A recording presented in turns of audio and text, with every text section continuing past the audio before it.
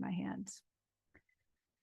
So close your eyes if that feels right to you. The Buddhist tradition is to keep them open and look kind of ahead, 2 or 3 feet ahead of you, down to the floor. And so that your peripheral vision is still open. And then you train yourself to take in whatever chaos there is. So breathing and feeling the breath come in.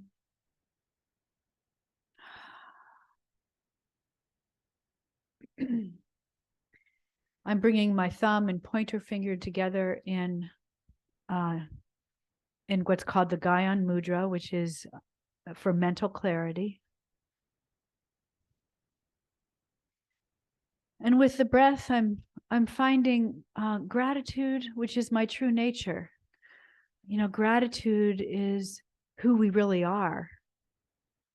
If we go right to gratitude, and I like to honor what Joanne brought in several weeks ago, where she said, well, I just think everything's about love. And that ultimately it's love. And yeah, that in our culture, we've used that word over and over again in lots of different ways. And the word gratitude, and it ends up lighting up the heart chakra in the measurements of the heart through the Heart Math Institute, more than love. But often we say the term, you know, God is love, and God is the great mystery. God is all that is. God is Ein Sof. God is the unmanifested presence. God is nature. You know, God is the universe. You know, names for God. There's hundreds of names for God. So expand your vision of God. And then you say God is love and bring it into your heart, that wholeness of everything, and have gratitude. The gratitude is, I'm so grateful that I've been given this life in this body that is living at this amazing time in history during the shift of the ages, the great turning, this very unusual time.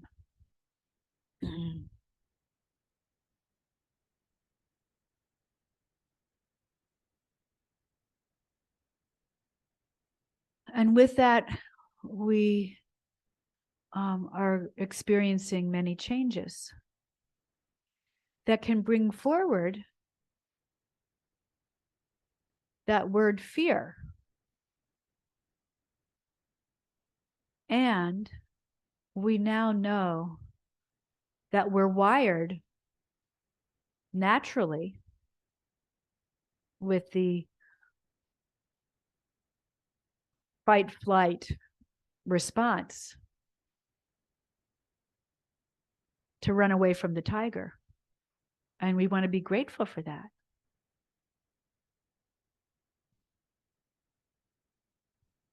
But many things that I end up fearing, there's a very tiny chance that that would happen to me. You know, so I fear something and I make it bigger than it has to be. And sometimes it is false evidence appearing real. And it can make me stuck.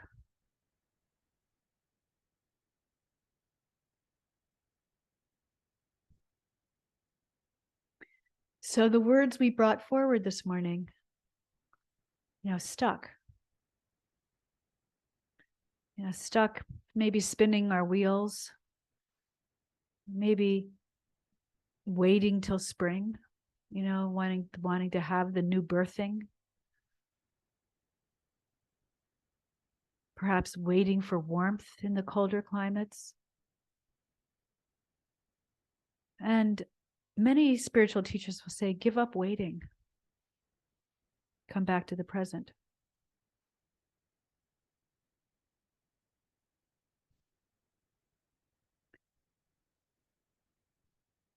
Give up fear.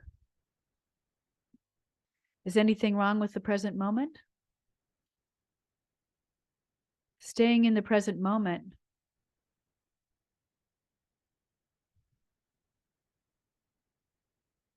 You just live. And and then when you discover that life and death are equal, it's another reason not to fear. It just is. It's kind of interesting. False evidence appearing real. Face everything absolutely reverently. So consider that.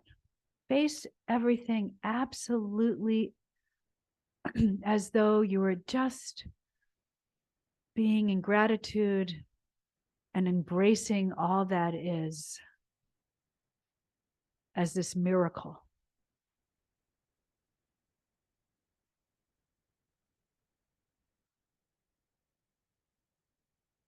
Then bring the fingertips together and your thumbs to your heart. There is an old paradigm of 7 chakras. There is a new paradigm of 12.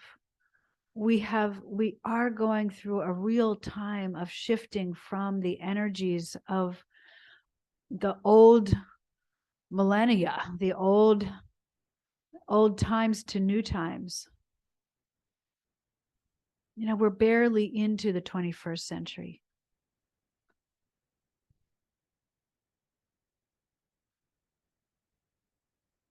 So we awaken the old, which is the understanding of light as we have known it, as the electromagnetic spectrum, with the white light right in the center of that electromagnetic spectrum.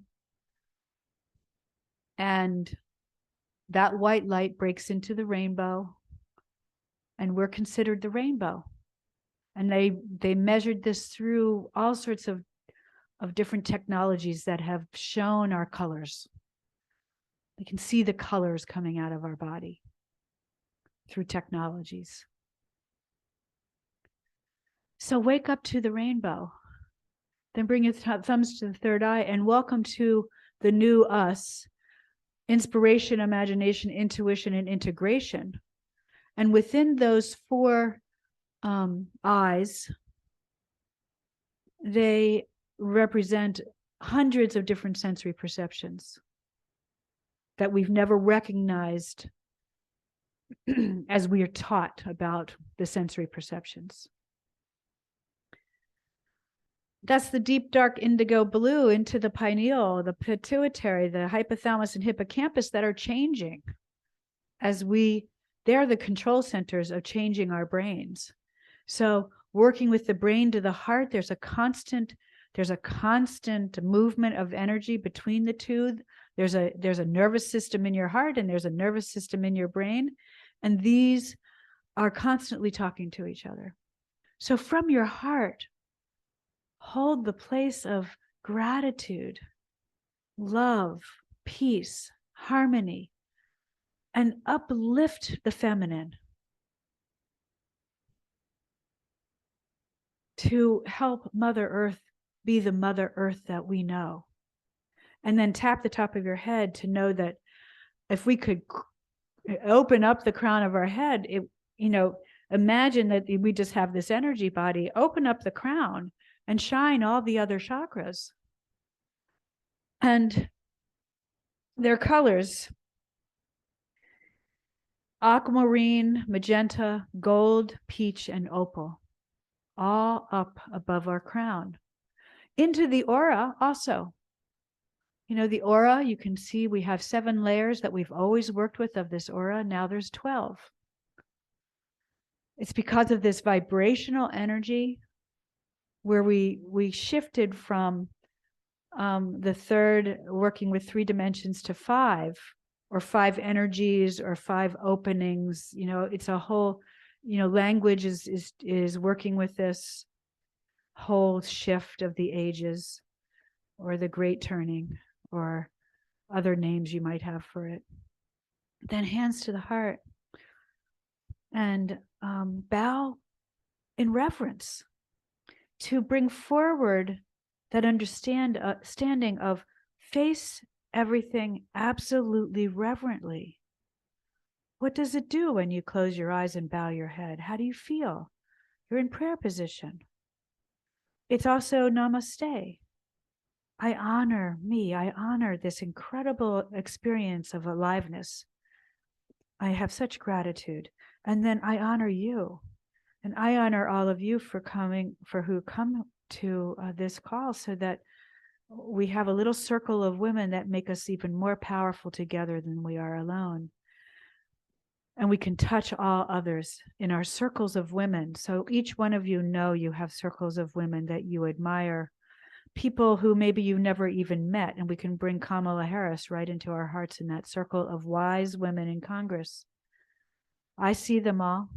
I don't know all their names.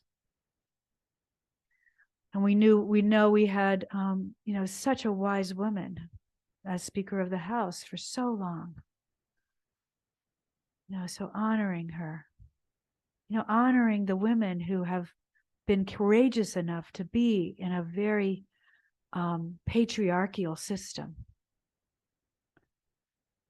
and hold in our hearts that we will become more balanced in all of our she, her, his, them, then, they, their.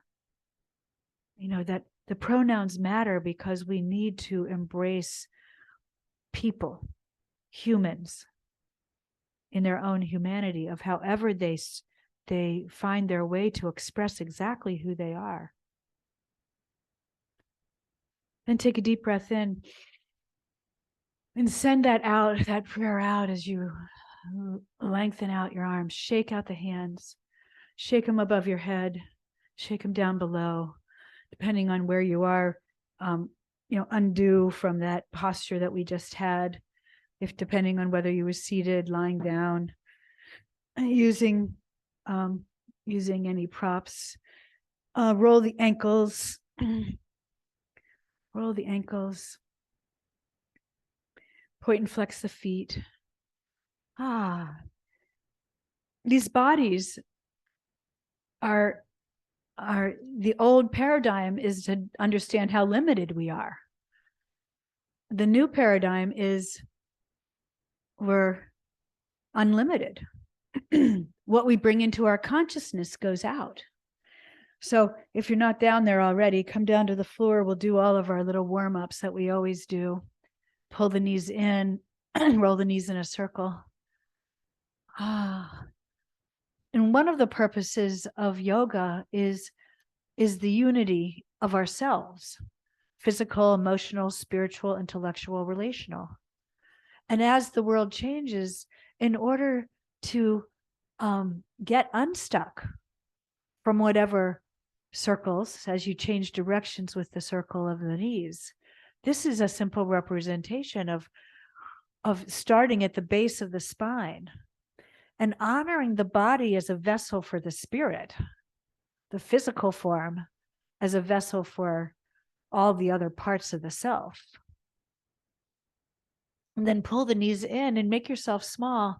And when you make yourself even smaller and you lift the head up and you bring your hands as far down to the feet as they'll go, then again, we don't want to stay small. Feel the tension is held here. And remember, you can always have, I haven't been showing you this much, but you can always have a strap, to do any of this. You can find your way with your body to hold the knees as you need, under, over, with a strap, or even down to your hands to your feet if it works. Notice the constriction of everything: neck, shoulders, breathing. So there's definitely some constriction there for your breath. And then when you go to five-pointed star, which is really a truth of who we are, is, Da Vinci was brilliant in drawing that picture of course, it was a man. It was a man inside of the circle. But really, it was the beginning of the representation of the flower of life. And he did a lot of geometry, Leonardo da Vinci, and he was a scientist and an artist. And that's how I kind of feel like what I do. So I bring him up a lot. He's one of my mentors, you might say. Flower of Life. And Flower of Life is based on 6 points. And it's based on a 6-pointed kind of circles within circles that make vortices that come together. And so think of the 6th point as if you draw a line from the crown of the head. If you open your crown and then you open up through the center of your body, down through your tailbone, down through the pelvis, that's like the root of it all. So you're 6-pointed.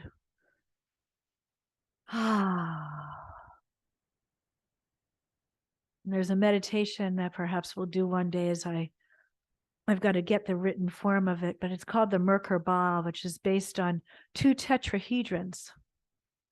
And I brought this up last week to make yourself 3-dimensional. And these tetrahedrons are like 2 that come together with one pointed downward, one pointed upward, and they represent partially male, female.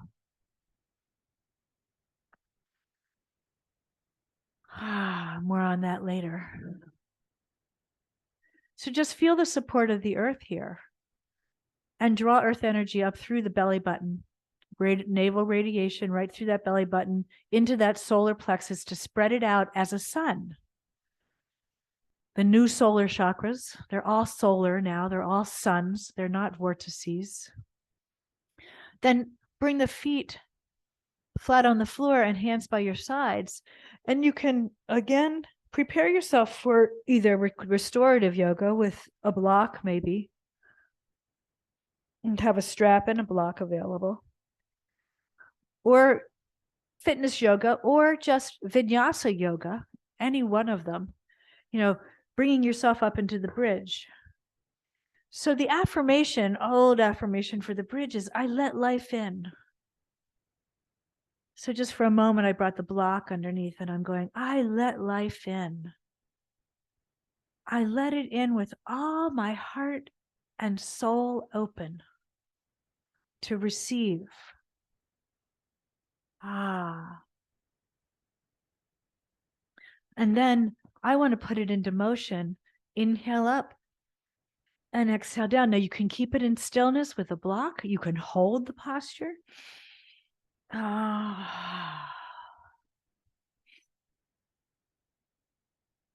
like the movement here because it helps me with the deepened breath. Inhale totally, fully, completely as my arms come up and then come down as though I'm breathing life in. I let life in.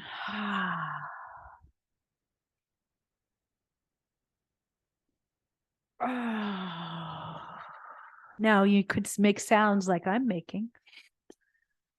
As you use the sounds, that ah sound is opening the heart. It's the seed sound of the heart.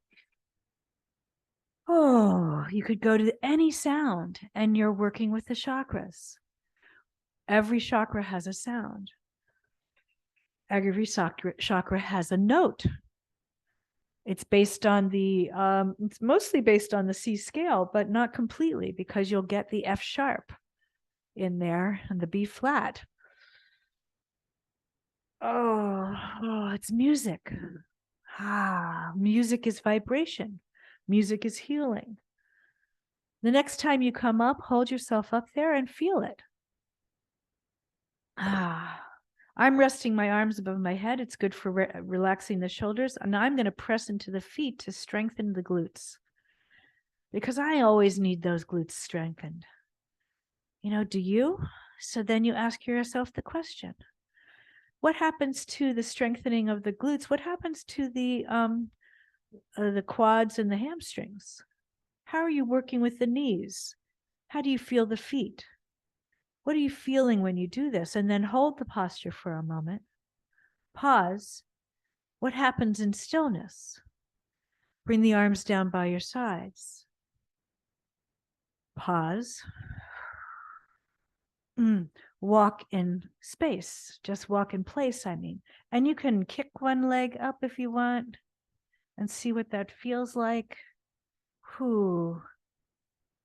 And then if you want more, you can stop on one side and lift on one side. I just do a few lifts just for a little strengthening. And the other side.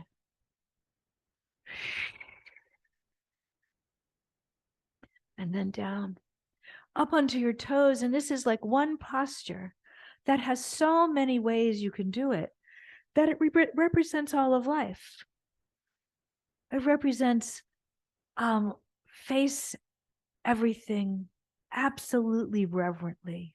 Even this moment, as you lower down, touching the floor, noticing the vertebra, lengthening out the legs, reaching the arms above the head.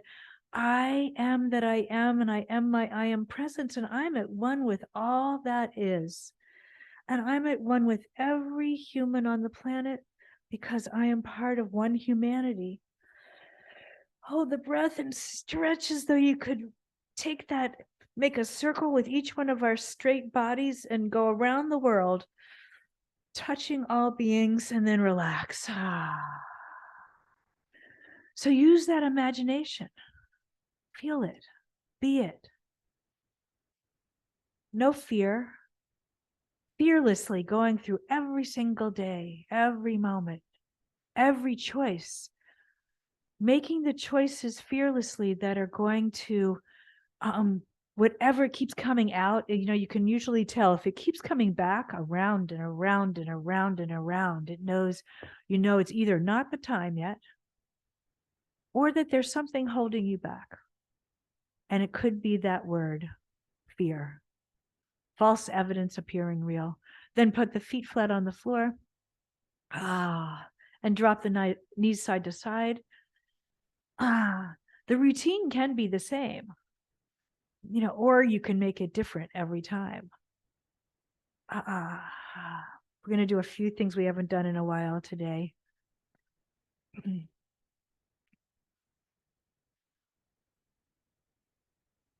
And then come to one side, but remember, you can cross one leg over the other. So I'm going to cross my right leg over and then lower the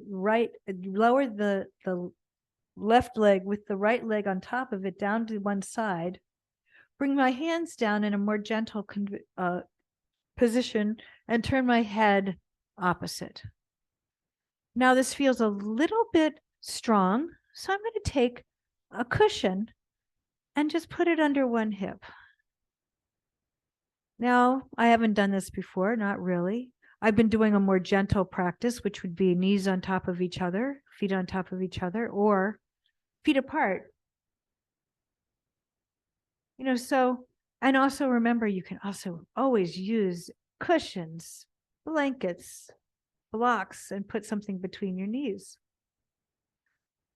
You can also put something behind your back, and that's going to push your torso further over to the right, and you're going to get a deeper spinal twist here.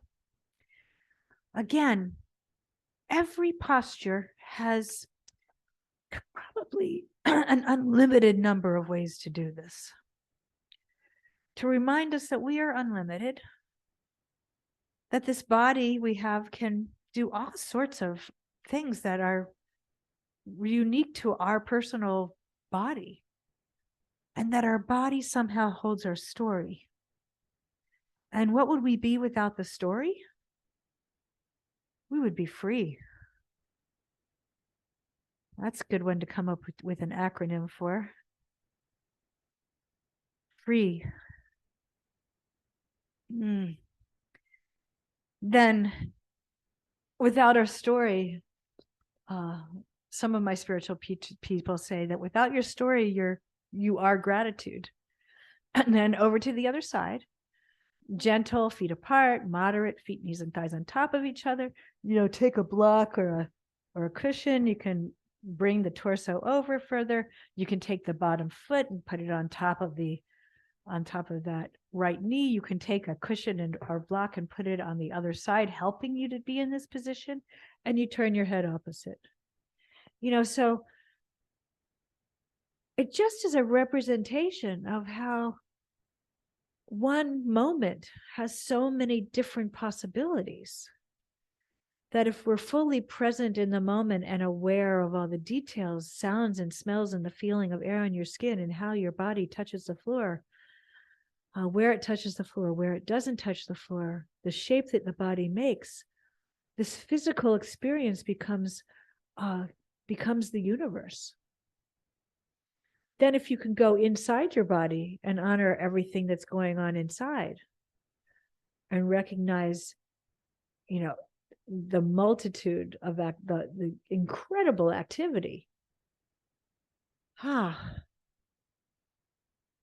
then come back to center. I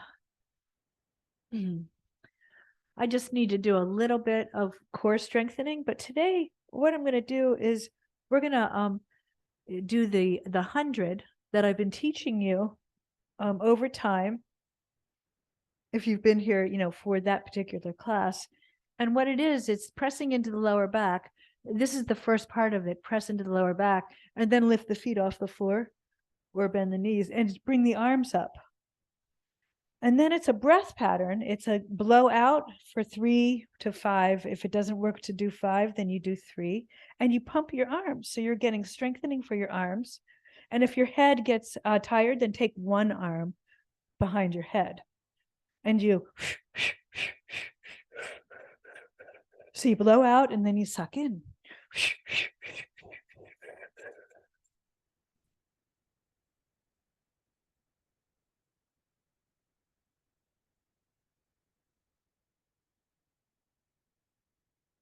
And then hold for a moment and pull the knees in. So that was an introduction to it. Then rock yourself up. And bring yourself around onto your knees. Yeah, our time goes so fast. It's partly that I get lost in what I say. Okay, so we know this, just moving the spine. Once we've been on the floor for that long, we want to move the spine and just get it moving. You can do simple here, or you can bring it into a spinal roll using your arms to push up with the breath. And then other direction, spinal roll, or just cat-cow, holding in one direction or another. And then fold back into child, however you need to. For me, I'm going to widen my knees. Now you can hold in child for a while. And holding in child, if it doesn't work for you, remember, there's so many ways to do this. You can go into puppy stretch. So your back, it gets a little different curve. Your elbows are on the floor. Your forehead can be on the floor. You can reach out the arms and have that on the floor. And if you can put your chin on the floor. So there's all these ways to do every posture, teaching us about the infinite possibilities of how not to be in fear and how to get unstuck. Infinite possibilities. So what I want to do is go from child to upward dog, because I need that back bend. So inhale and exhale, inhale.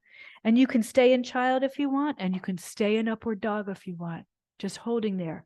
Press into the hands, head comes out of the shoulder girdle.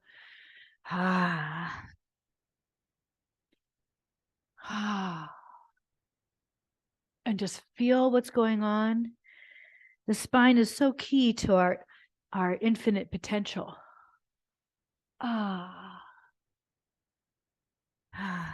Why does yoga work? We're bringing body, mind, spirit, physical, emotional, spiritual, intellectual, relational together, and we're shining. We're opening up the channels to shine that light and love and gratitude and peace, and to recognize every moment as a miracle. Then either from hands and knees or from the upward dog, come up and stretch the backs of your legs. Definitely a thing with hamstrings and quads that lock up the lower back. Lower back gets locked up a lot from too much sitting. I'm much better when I'm moving than when I'm sitting. So play with this a little bit. Those of you that have the strength, energy, flexibility, you can play with it a little bit by bringing one leg up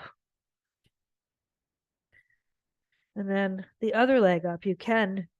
It doesn't have to come up that high. You just sort of play with what you have and then down. Oh. And today, because of our time, we're not going to come all the way up. We're going to bring the right knee through the hands into pigeon. Now, if you need to go into another hip stretch, like thread the needle, or you need to be on a chair and just bring one ankle over, or even just on your back and just bring one ankle over, or all the different ways that I've shown you in on other days, then do that. For me, it's been a long time since that I've gone into pigeon. So my right knee is forward. Again, the back leg, lots of options here. You can be in mermaid position and you'll get a nice stretch of that right hip. You can lengthen out that leg. It's a little bit different feeling. Or you could go up. You could be on a cushion or a block right at that hip. It's going to hold you up. You can explore it. This works primarily with the energy of the first chakra, which is kind of related to those threats of survival, especially in our early years. And I was explaining how, childhood trauma, this can help that childhood trauma be released. I flow fully with the life force that dwells within me, is the affirmation here. I flow fully with the life force that dwells within me. So when the hips open, the childhood trauma can be released, enhancing the ability to remain centered in the moment. So it's kind of an interesting way to look at a posture. Every posture has an affirmation, at least one. Now, if you can, bring yourself up. I'm using the push-up bars because of my wrist. And it also nice that it brings me up further. And I am up here. Now, those of you who can, you're lifting up out of the crown of your head. And then what I'm going to do next is I'm going to bend my back foot and I'm going to pull. I'm going to see if I can use my pants legs and do a little stretch of my quad. Now, if you can't do that, then you come down, you go into mermaid, you come on your elbow and catch your quad. You stretch it. You catch the ankle. If you can't get there, then you use a strap around your ankle, and you can always come down all the way on your head. But also in pigeon, we don't do this very often, but in pigeon, you can catch that and you can pull that there if it works for you. All these dark blue things behind me. Let's move them out of the way.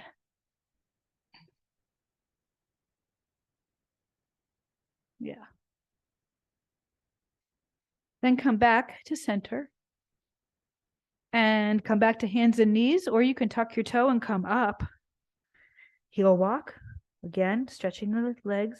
Take the block, and if you're going to put it on the other side, left knee comes through. And also you can come into into mermaid, or you can come and you're just changing legs from the other, thread the needle or sitting on a chair.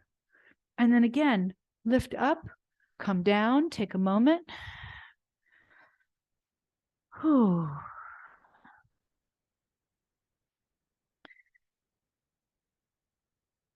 When I did it again, it's 5 of already. So here we go. And up. Feel this side. See if it's any different than the other side. And see if you can catch your leg. Again, come down on your elbow onto your side or into mermaid position, and you can do this quad stretch. And you're going, okay, what's going on with my legs? you know?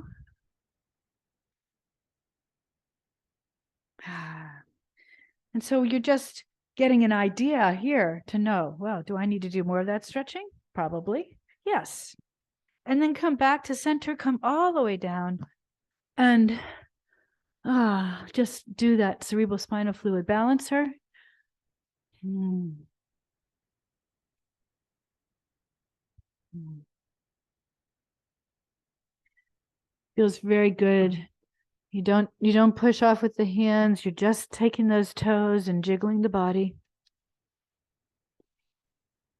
Oh. Slow that down and bring yourself over on your back. Mm. So many possibilities for our last posture. You could choose one. Reclined goddess is one we've been doing a lot. And I love that one because it opens your shoulders. Another one that opens your shoulders is the fish. So you can do it without anything. You put the palms of your hands underneath your buttocks and put your head up, and you're kind of on your elbows, and you put your the back of your head, or not all the way up on the top, but you use the head as the point, like a three-pointed piece. Another way to play with this is to take that cushion and have that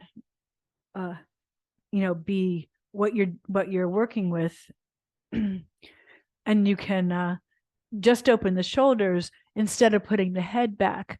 Now, if you have a cushion the right size, or you've got the blanket, you can come back and you can kind of work with tilting the head back by lying down on the cushion, and you're opening the shoulders. So this would be a supported fish.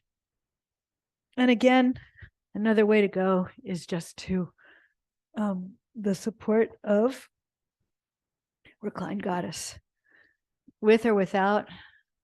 Let's see if I have, oh yeah. Uh-huh. Uh-huh. Mm-hmm.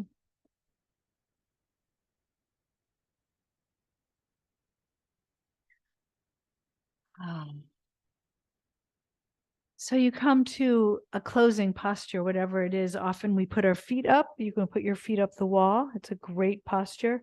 Good one to do any time of day for 5 to 10 minutes.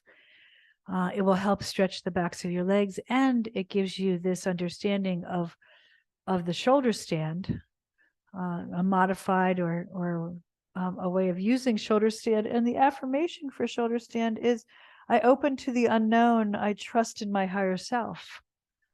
Yeah, so that's a great one. You can even go from here and get those legs up. Even with the cushion under and my shoulders open, I can bring my legs up with a block. So I trust in my higher self and the unknown.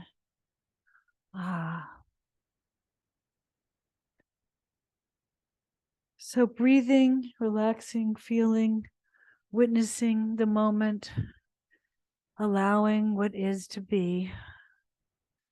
This whole little series of words, breathwa, breathe, relax, feel, watch, allow, came out of Kripalu Yoga, one of my primary trainings. And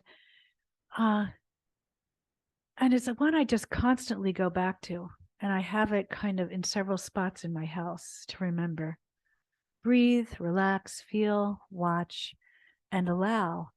And that will bring you away from also that FEAR, that fear, that discomfort, that worry. What's wrong with the present moment? Usually nothing. Now, you may find yourself at some point in a time where you need that adrenaline system to help you get away from something that is harmful. But in the meantime, it's kind of, there is a great mystery about it, because we don't know sometimes whether to use that adrenaline system, using our fight flight system or not. But we know that it does keep us stuck to have fear. So getting unstuck is to be present and to know that you only have the moment, and every moment is a miracle. It's getting our old neural pathways unstuck, as though you have a river of neural pathways that you can say, oh, this particular river, the one that is FEAR, fear, false evidence appearing real, I'm going to have that river of my neural pathway of fear to go right into the stillness of a clear lake.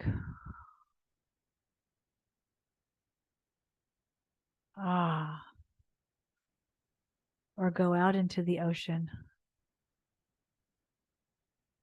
with grace and ease, back into the ocean from whence the water came, the cycle of water. So we bring our hands together at our heart.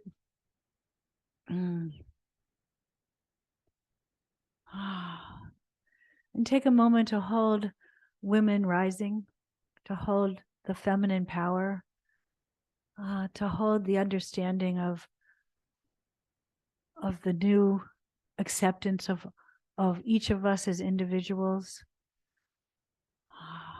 each of us unique, bringing our own light to the planet, bringing our own gifts, each of us having the ability to shine our light out, to actually shine on all that is, or to the people we want to support, or we can hold it in, just close to our own body, to just because we need it so much for ourselves and we can't give it out.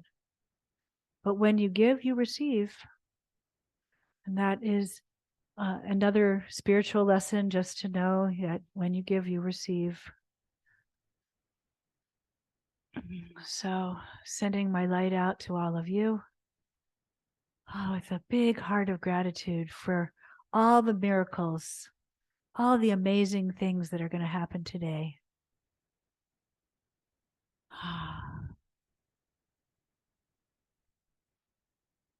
May we have peace, shalom, salam, pak, shanti, pache, mir, malohia, freedom, bringing all the, Hong Song, bringing all of the languages that I have learned to say peace in, all together in this moment, uniting the whole of humanity as oneness. May we have peace, and may what we do here go out onto the world and make more peace.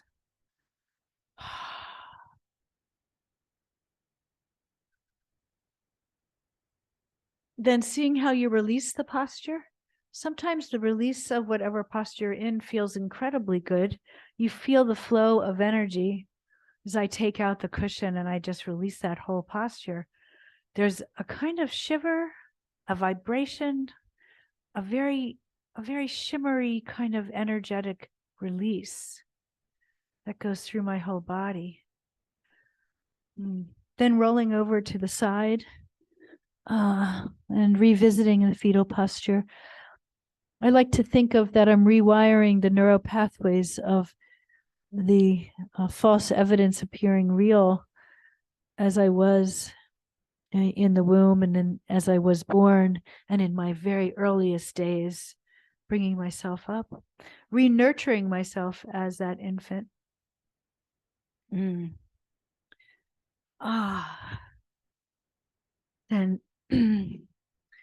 hands and knees, and left foot forward and coming up. Oh, yes, and namaste. Thanks for being here. And I'll come back.